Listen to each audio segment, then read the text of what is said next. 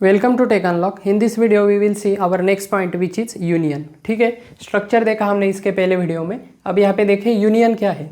C union is also like structure that is collection of different data types element and each element in a union is known as member. ठीक है, structure की तरह ही same concept है union में। Union में भी क्या होते हैं, डेटा मेंबर्स होते हैं, मतलब यूनियंस के मेंबर्स होते हैं। ठीक है, और हर एक डेटा टाइप क्या होता है, मतलब डिफरेंट डेटा टाइप्स हम क्या कर सकते हैं, यूज कर सकते हैं, कलेक्टिवली यूज कर सकते हैं, collection of different data types. जैसे हमने स्टूडेंट का एग्जांपल देखा था स्ट्रक्चर में, स्टूडेंट का नेम था, रोल नंबर था, उसका परसेंटेज था। ठीक है, डिफरेंट डेटा टाइप्स थे वहाँ पे, integer roll number, character name, ठीक है, फ्लोट परसेंटेज, ये डिफरेंट डेटा टाइप्स थे। तो सेम कंसेप्ट यूनियन में भी यूज होती है, लेकिन डिफरेंस क्या है फिर? The difference is structure allocates storage space for all its members separately. ठीक है, तो स्ट्रक्चर क्या करता है, सेपरेटली मेमोरी एलोकेट करता है, सेपरेट मेमोरी लोकेशन पे एलिमेंट्स क्या करता है, स्टोर करता है। लेकिन यहाँ पे देखिए, where as union allocates one common storage space for all its member, एक ही सिंगल मेमोरी स्टोरेज स्पेस होता है, उसी में क्या करता है यूनियन, आपका मेमोरी में आपके एलिमेंट्स क्या करता है, स्टोर करता है। तो ये क्या है, स्ट्रक्चर और यूनियन में क्या है, बेसिक डिफरेंस है, ये मेन डिफरेंस है एक्चुअली। ठीक है, नेक्स्ट देखिए, we can access only one member at a time, we can't access all members values at the same time in union. ठीक है, स्ट्रक्चर में हम कभी भी एक्सेस कर सकते हैं, क्योंकि सभी का मेमोरी लोकेशन का एरिया क्या है, अलग है, सब अलग अलग डिफरेंट मेमोरी लोकेशन पे क्या है, स्टोर है। लेकिन यूनियन सेम यूज करता है, इस वजह से एट ए टाइम हम एक ही एक्सेस कर सकते हैं। ठीक है, वैल्यू स्टोर करने के बाद हम एट ए टाइम एक ही प्रिंट कर सकते हैं, एट ए टाइम सभी स्टोर करने के बाद प्रिंट नहीं कर सकते। ठीक है, अनलाइक स्ट्रक्चर। कैसे, यहाँ पे देखिए एग्जाम्पल, प्रोग्राम में आपको समझ में आ जाएगा। उसके पहले देखिए सिंटैक्स। सिंटैक्स क्या है, सिंपल है, जैसे हमारा स्ट्रक्ट कीवर्ड था ऐसे यूनियन कीवर्ड है। टैग नेम यानी आपका यूनियन का नेम है, ओपनिंग करली ब्रैकेट, क्लोजिंग करली ब्रैकेट। इसमें क्या है, डेटा टाइप का नेम है, डेटा टाइप होगा आपका, और वेरिएबल का नेम होगा, variable name 1, data type variable name 2। ठीक है, ऐसे मल्टीपल हो सकते हैं, डॉट डॉट से डिनोट किया है। और एंड में क्या है, करली ब्रैकेट कंप्लीट होने के बाद यहाँ पे सेमी कोलन। और यहाँ पे हमें इस टैग का अगर हमें क्रिएट करना है तो सिंपली हम क्या करेंगे, यूनियन टैग नेम, और यहाँ पे उसका वेरिएबल नेम लिखेंगे, या सिंपली आप इस सेमी कोलन से पहले भी लिख सकते हैं। ठीक है, कैसे हम इनिशलाइज करते हैं ये हमने इसके पहले स्ट्रक्चर में भी देखा है। डायरेक्टली प्रोग्राम देखते हैं, आपको कंप्लीटली अंडरस्टैंड हो जाएगा। प्रोग्राम देखिए, हैश इंक्लूड stdio.h। ठीक है, एक स्टैंडर्ड इनपुट आउटपुट की हेडर फाइल ली है, string.h की हेडर फाइल ली है, हमने यहाँ पे कॉपी, स्ट्रिंग कॉपी का ऑपरेशन परफॉर्म किया है, इस वजह से ये भी ऐड की है हमने। उसके बाद देखिए यूनियन स्टूडेंट। ठीक है, इसका एग्जाम्पल अगर चाहे आप सिंटैक्स का, तो ये इतना क्या कर सकते हैं आप, ये एग्जाम्पल आप इसके बाद भी लिख सकते हैं। यूनियन स्टूडेंट, ओपनिंग करली ब्रैकेट, क्लोजिंग करली ब्रैकेट। इसमें देखिए 3 डेटा टाइप हमने लिए हैं, integer roll number, character name और फ्लोट परसेंटेज। ठीक है, 3 मेंबर्स है आपके, रोल नंबर, नेम और परसेंटेज। और यहाँ पे ब्रैकेट कंप्लीट होने के बाद सेमी कोलन दिया है।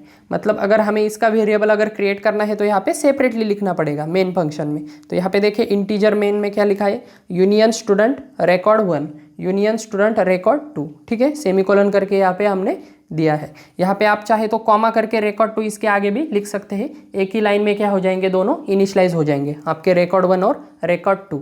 ये आपके जो यूनियन के वेरिएबल है स्टूडेंट के, वो एक ही लाइन में आपके क्रिएट हो जाएंगे, कॉमा करके अगर दिया तो ये एग्जांपल आप इसके लिए लिख सकते हैं। तो यहाँ पे देखिए एक एग्जांपल दिया है, स्टूडेंट का सिंपली रिकॉर्ड है। अगर हमने ये यूनियन अगर प्रिंट किया तो यहाँ पे देखिए आपके स्ट्रक्चर से अगर हमने ये अगर यूज़ किया होता स्ट्रक्ट स्टूडेंट, तो ये क्या होता, इसकी साइज़ क्या होती है आपकी, ज़्यादा होती। लेकिन अगर हमने ये साइज़ ऑफ इस फंक्शन से अगर हमने ये प्रिंट कर दिया, ठीक है, मैं क्या बोल रहा हूँ, साइज़ ऑफ फंक्शन से अगर ये हमने सपोज ये स्ट्रक्चर हमने प्रिंट कर दिया, मतलब साइज ऑफ के अंदर हमने सपोज स्टूडेंट दे दिया, तो इस स्टूडेंट की साइज क्या होगी, मतलब इस स्ट्रक्चर की साइज क्या होगी, आपके स्क्रीन पर प्रिंट होगी अगर हमने प्रिंटफ फंक्शन में ये यूज़ किया। तो इस यूनियन की साइज क्या होगी, इस स्ट्रक्चर की मैक्सिमम जितनी भी नंबर ऑफ साइज है, मैक्सिमम वेरिएबल की जो भी साइज है वो क्या होगी, इसकी साइज होगी। ठीक है, तो यहाँ पे देखिए रोल नंबर आपका इंटीजर टाइप का वेरिएबल है, 4 बाइट की इसकी साइज होगी। नेम क्या है आपका, कैरेक्टर वेरिएबल है, और कैरेक्टर क्या करता है, 1 बाइट स्टोर करता है, और यहाँ पे साइज 20 है, तो यहाँ पे 20 बाइट्स आएगी। और इस फ्लोट की क्या होगी आपकी, फ्लोट की क्या होगी आपकी, 4 बाइट आएगी। ठीक है, 16 बिट कंपाइलर में क्या होता है, इंटीजर की 2 बाइट होती है और फ्लोट की क्या होती है, 4 बाइट होती है, स्टैंडर्ड हम देख रहे हैं।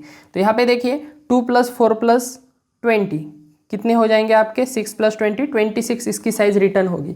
लेकिन अगर हमने यूनियन यूज़ किया तो जो मैक्सिमम साइज़ है वही सिर्फ क्या करेगा, वो कंसिडर करेगा। मतलब मैक्सिमम स्टोर करने के लिए जितने एलिमेंट लगेंगे उतनी ही साइज़ क्या करेगा, वो रिटर्न करेगा। मतलब यहाँ पे 20 बाइट्स क्या करेगा, ये फंक्शन आपका रिटर्न करेगा साइज ऑफ स्टूडेंट अगर हमने यहाँ पे प्रिंटफ में अगर लिखा तो। ठीक है, ये क्यों बता रहा हूँ, आपको समझने के लिए बता रहा हूँ कि मैक्सिमम सिर्फ क्या करेगा, क्योंकि एक ही मेमोरी लोकेशन यहाँ पे क्या होता है, आपका सभी एलिमेंट आपके एक ही मेमोरी लोकेशन में यूज़ होते हैं। मतलब एक ही मेमोरी लोकेशन के थ्रू यहाँ पे एक्सेस होते हैं। इस वजह से यहाँ पे तीनों के लिए सेपरेट मेमोरी लोकेशन एलोकेट नहीं होगा। स्ट्रक्चर में क्या होता है, सेपरेट होता है। तो स्ट्रक्चर में 26 बाइट आएगा, लेकिन यूनियन में क्या होगा, सिर्फ 20 बाइट्स आएगा। ठीक है, नेक्स्ट देखिए, दो वेरिएबल क्रिएट किए हमने, record 1 और record 2। उसके बाद देखिए assigning values to record 1 union variable. Simply हमने असाइन किया है record 1 dot roll number is equals to 11। जैसे हम स्ट्रक्चर में करते हैं सिंपली उसी तरह हम क्या कर रहे हैं, डॉट से, डॉट मेंबर फंक्शन से, डॉट मेंबर ऑपरेटर से हम सिंपली वैल्यू असाइन कर रहे हैं। strcpy यूज़ किया है राइट हैंड साइड की वैल्यू लेफ्ट हैंड साइड में कॉपी करने के लिए। record 1 डॉट नेम में क्या होगा, सैम आ जाएगा, डबल कोट में जो भी नेम है। उसके बाद देखिए record 1 dot percent is equals to 83.50। ठीक है, record 1 के परसेंट में क्या आ जाएगा, 83.50। अब यहाँ पे देखिए बाद में हमने क्या किया है, यूनियन record 1 वैल्यूज़ के एग्जांपल्स हमने प्रिंट किए हैं। मतलब हमने रोल नंबर परसेंट से प्रिंट किया है, नेम परसेंट यस से प्रिंट किया है। ठीक है, उसके बाद देखिए परसेंटेज क्या किया है, परसेंट एफ से प्रिंट किया है। Roll number record 1 dot roll number, record 1 dot name और record 1 डॉट परसेंटेज। ये आप चाहे तो 3 सेपरेट लाइन में भी प्रिंट कर सकते हैं। तो यहाँ पे देखिए आउटपुट कैसे होगा, मैंने आपको बताया था एक ही मेमोरी लोकेशन यूनियन यूज़ करता है। तो यहाँ पे देखिए जो भी एक मेमोरी लोकेशन होगा आपके मेन मेमोरी में, उसमें क्या होगा, पहले आपकी 11 की वैल्यू आएगी। 11 के बाद क्या होगा, उसमें सैम आ जाएगा। सैम आने के बाद में क्या हो जाएगा, उसमें 83.50 ये आ जाएगा। ठीक है, मतलब आपकी लास्ट वैल्यू क्या है, 83.50। ये प्रीवियस वैल्यू से क्या हो जाएगा, ओवरराइट हो जाएगा। मतलब प्रिंटफ स्टेटमेंट क्या रिटर्न करेगा, यहाँ पे फर्स्ट प्रिंटफ आपका record 1 एग्जाम्पल ये रिटर्न करेगा। ठीक है, record 1 के एग्जाम्पल ये रिटर्न करेगा, record 1 एग्जाम्पल ये रिटर्न करेगा, ये line union record 1 values example. लेकिन ये सेकंड प्रिंटफ क्या रिटर्न करेगा, आपका रोल नंबर यहाँ पे आ जाएगा आपका, यहाँ पे कुछ करप्टेड वैल्यू आ जाएगी, या सिंपली आप ब्लैंक भी यहाँ पे कंसिडर कर सकते हैं। रोल नंबर में यहाँ पे क्या होगा, ब्लैंक होगा। उसके बाद नेम में भी क्या होगा, यहाँ पे ब्लैंक होगा। और यहाँ पे लास्ट में जो परसेंटेज है वो सिर्फ क्या होगा, आपका प्रिंट होगा 83.50।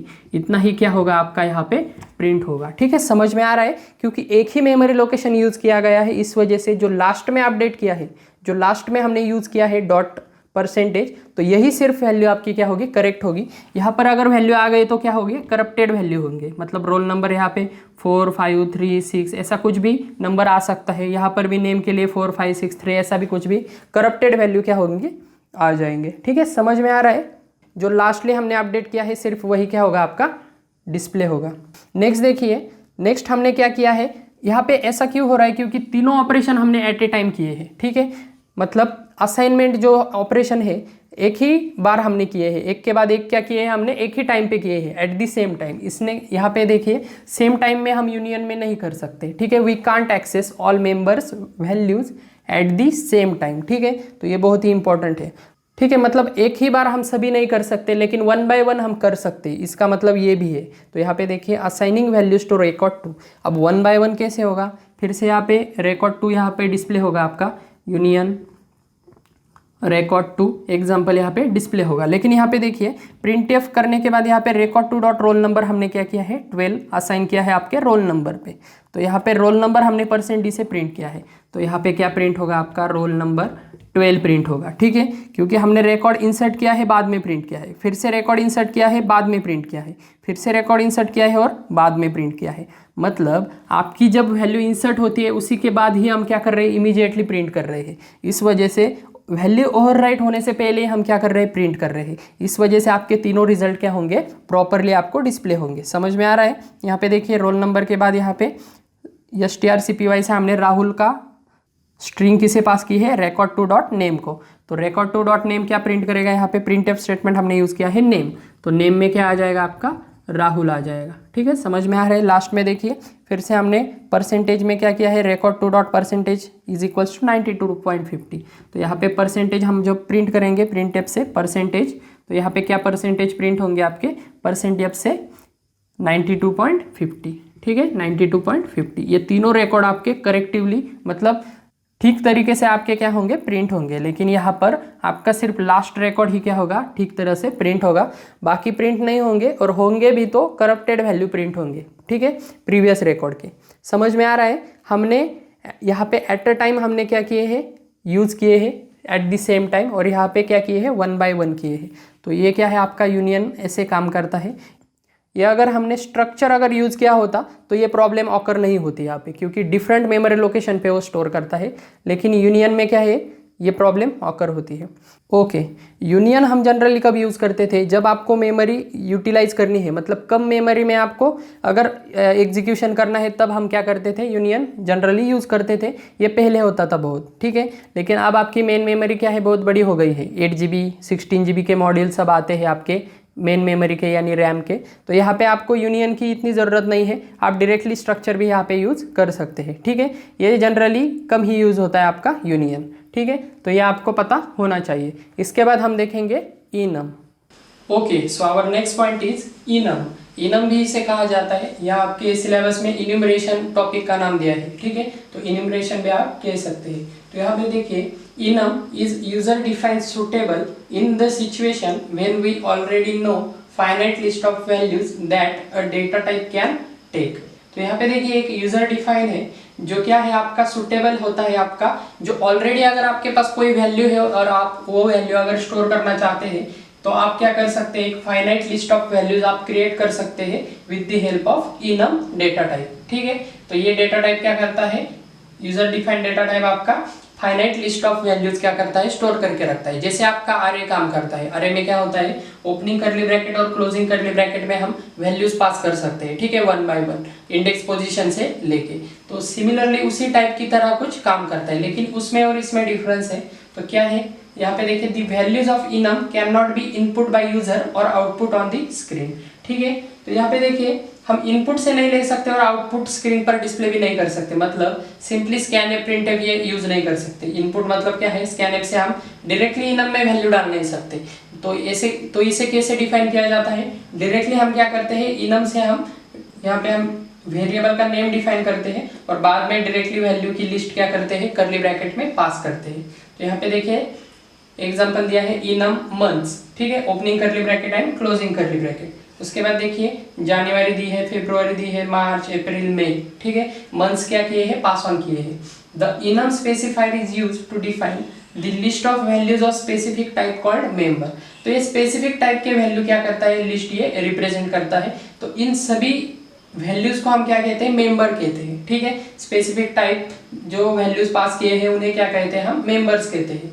नेक्स्ट देखिए, these elements, ठीक है, these elements are store internally as integer constant. तो एक एक एलिमेंट कैसे इंटरनली स्टोर होता है आपका, एज एन इंटीजर कांस्टेंट वो कंसीडर किया जाता है। तो कैसे, यहाँ पे देखिए, the first name was assign to the integer value 0, ठीक है, and like that. For example यहाँ पे देखिए हमने ये डिफाइन किया है, तो ये जान क्या होगा आपका, जनवरी आपका 0 को असाइन होगा, फरवरी आपका 1 को, मार्च आपका 3 को, एंड सो ऑन। तो यहाँ पे देखिए, और ये ऑर्डर जो आपकी 0 से स्टार्ट हो रही है वो भी हम चेंज कर सकते हैं। आप अगर चाहे 1 से स्टार्ट करना है तो वो भी हम कर सकते हैं। तो यहाँ पे देखिए, the ordering can be change, ठीक है, ऑर्डरिंग हम चेंज कर सकते हैं with equal sign and value, ठीक है। सिंपली हमें क्या करना है, इक्वल्स लिखना है जब हम डिफाइन करते हैं तब, और यहाँ पे आपको क्या देनी है, इक्वल्स के बाद वैल्यू असाइन करनी है। तो यहाँ पे देखिए फॉर एग्जाम्पल इनम मंथ्स, फिर से आपका ओपनिंग करली ब्रैकेट, जान इज इक्वल्स टू 1, ठीक है, कॉमा फिर दिया है हमने, उसके बाद मार्च, अप्रैल, मई, ठीक है। सिर्फ हमने स्टार्टिंग का ही इनिशियलाइज किया है, मतलब स्टार्ट ही हमने क्या की है, यहाँ पे दी है वैल्यू, बाकी वैल्यू वो क्या करेगा, ऑटोमेटिकली ले लेगा। तो यहाँ पे देखिए रिप्रेजेंटेशन कैसे होगा आपका, यहाँ पे here Jan is equals to 1, Feb is equals to 2, March is equals to 3 and so on, ठीक है। तो ये कैसे लॉजिक काम करता है, the value in next element in the list is previous value plus 1, ठीक है। मतलब ये फरवरी क्या कंसीडर करेगा, प्रीवियस वैल्यू प्लस 1 कंसीडर करेगा। मार्च क्या कंसीडर करेगा, प्रीवियस वैल्यू प्लस 1 कंसीडर करेगा। मतलब जान के बाद फेब क्या आ जाएगा आपका 2 आ जाएगा, उसके बाद मार्च 3 आ जाएगा, उसके बाद अप्रैल 4 आ जाएगा, ठीक है। समझ में आ रहा है, ऐसे काम करता है। तो यहाँ पे एक सिंपल प्रोग्राम दिया है तो वो समझ लेते हैं। सिंपली हम इनम कैसे यूज करते हैं वो देख लेते हैं। तो यहाँ पे देखें hash include standard input output के लिए एक हेडर फाइल ली है, उसके बाद कंसोल इनपुट आउटपुट के लिए .h फाइल ली है, ठीक है। उसके बाद इनम लिया है और यहाँ पे क्या किया है, उसका नेम पास किया है मंथ्स। उसके बाद देखिए यहाँ पे वैल्यूज पास की है, लिस्ट ऑफ वैल्यूज। तो यहाँ पे इस लिस्ट में क्या है, आपके डिफरेंट एलिमेंट्स पास किए हैं, जनवरी, फरवरी, मार्च, अप्रैल, मई, ठीक है। उसके बाद देखिए मेन फंक्शन है इंट में, मंथ्स लिया है m1 और m2। इसी इनमरेटर के मंथ्स का हमने क्या किया है, एक इंस्टेंस क्रिएट किया है, वेरिएबल भी कह सकते हैं हम, या सिंपली हमने एक इंस्टेंस क्रिएट किया है। m1 और m2 दो इंस्टेंस क्रिएट किए हैं। m1 को क्या असाइन किया है हमने, जनवरी असाइन किया है, और m2 को क्या असाइन किया है हमने, अप्रैल असाइन किया है। तो यहाँ पे देखिए अगर हमने इसका डिफरेंस अगर निकाला, integer difference equals to m2 minus m1, तो ये डिफरेंस क्या करेगा, आपका इंटीजर वैल्यू क्या करेगा, यहाँ पे इनपुट लेगा।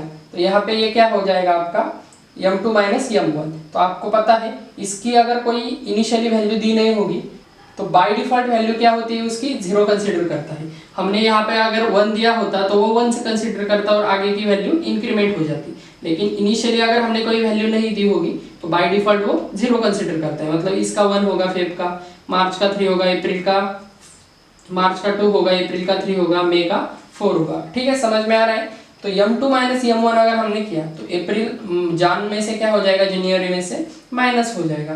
3 माइनस 0, 3 माइनस 0 आपका क्या आउटपुट आएगा, यहाँ पे 3 आउटपुट आएगा, ठीक है। तो ये डिफरेंस में क्या स्टोर होगा आपका, इनडायरेक्टली, मतलब डायरेक्टली क्या स्टोर होगा आपका, 3 स्टोर होगा। तो वही हमने यहाँ पे क्या किया है, प्रिंट किया है, month between %d comma difference. Difference किससे रिप्लेस हो जाएगा आपका, %d से रिप्लेस हो जाएगा। तो डिफरेंस पे देखिए 3 माइनस 0 क्या हो जाएगा, 3 वैल्यू आ जाएगी। तो वही क्या हो रहा है आपके आउटपुट स्क्रीन पर, सिंपली डिफरेंस प्रिंट हो गया है, ठीक है। समझ में आ रहा है। मतलब अप्रैल तक आपके, जनवरी में से अप्रैल तक आपके बीच में कितने मंथ आते हैं, आपके 3 मंथ आते हैं। सिंपली हम डिफरेंस निकाल रहे हैं, ठीक है। तो सिंपल एक प्रोग्राम लिया है सिंपली आपको समझने के लिए। उसके बाद देखिए अगर हमें m2 माइनस m1 करना है तो m2 की वैल्यू क्या चाहिए, हमें ग्रेटर चाहिए, क्योंकि पॉजिटिव वैल्यू में से हम क्या कर सकते हैं, ग्रेटर वैल्यू में से हम माइनस कर सकते हैं। नहीं तो आपका आंसर क्या आ जाएगा, माइनस में आ जाएगा अगर हमने m2 की वैल्यू अगर लेस दी थी। तो यहाँ पे ये करेक्ट है या नहीं, ये सिंपल चेक करने के लिए हमने एक कंडीशन दी है।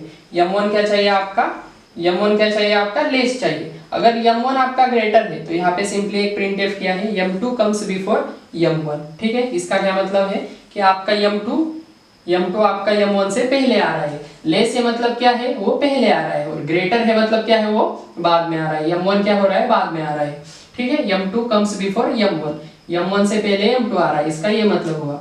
यहाँ पे हमने कर्ली ब्रैकेट यूज नहीं किया है क्योंकि एक ही स्टेटमेंट है आपका इफ लूप में। अगर आपको यहाँ पे कंफ्यूजन हो रहा है तो ओपनिंग कर्ली ब्रैकेट और क्लोजिंग कर्ली ब्रैकेट आप यहाँ पे दे सकते हैं। और गेट ch हमने यूज किया है कंसोल पे आउटपुट आपका होल्ड करके रखने के लिए, ठीक है। लिनक्स में हम जनरली ये यूज नहीं करते क्योंकि हम वहाँ पे कमांड लाइन पे यानी आपके टर्मिनल पे यहाँ पे प्रिंट करते हैं, मतलब वहां से रन करते हैं। ये गेट ch फंक्शन हम जनरली कहाँ पे यूज करते हैं, आपके टर्बो सी, जहाँ पे आपका कंसोल होल्ड करके रखना पड़ता है। इस वजह से यहाँ पे conio.h ये हेडर फाइल भी हमने दी है, ठीक है। इसी हेडर फाइल का ये फंक्शन है आपका गेट ch। आउटपुट आपका स्क्रीन पे क्या करता है, होल्ड करके रखता है, ठीक है। तो ये अगर नहीं भी लिखा तो भी चल जाएगा, ठीक है। तो सिंपल है enum.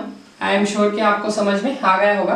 Fix finite set of element होते हैं जो हम पास करते हैं, और ये क्या करता है आपका इंटीजर कॉन्स्टेंट्स के हिसाब से क्या होता है, यहाँ पे स्टोर होता है, ठीक है। Stored internally as integer constant, ठीक है। और ये हम अल्टर्ड भी कर सकते हैं, चेंज भी कर सकते हैं, और सिंपल एग्जांपल हमने देखा, ठीक है। Okay, so that's all in this video पसंद आया तो लाइक कीजिए, चैनल पे नए हो तो सब्सक्राइब कर दीजिए। So that's all in this video, thank you.